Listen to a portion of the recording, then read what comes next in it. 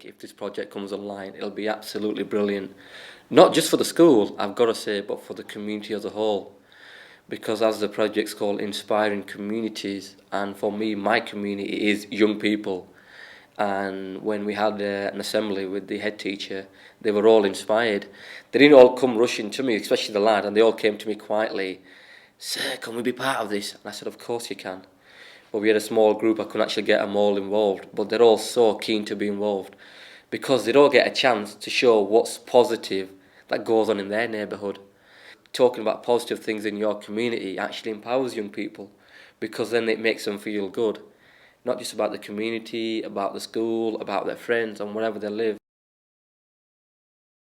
My film would be sort of action, a bit like The Day After Tomorrow. I like Bollywood. Comedy. I love to watch romantic movies because it's really nice, and then happily ever after. I like action movies. And animated comedies. I've seen a comedy film which is Monsters vs. Aliens, and they do like really daft things and they make you laugh. Keith as a community as a whole is a close community, and the young people don't really know much, and what they actually do know is what they actually see from their immediate families or friends. I.e. if your dad's a taxi driver, sometimes the aspiration is I want to be a taxi driver. If he has a takeaway or a restaurant, there's nothing wrong with that. I think as a society, as teachers, our job's to broaden their horizon, and having something like this is something practical they can do. It doesn't mean if you work on a film that you're going to be in front of a camera.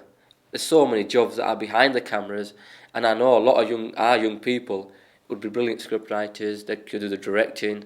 They may not be the best of actors, but they could do so many different jobs, and hopefully that can actually inspire them. I get really shy in front of the camera, but I'd like to be behind the camera. I think the director is a very important part in the movie because if it wasn't for him, then some of the people won't know what to do. I like to grow up someday and become a designer and design clothes and other things for actresses. I'd probably either like to be cameraman or director. I like to boss people around mostly.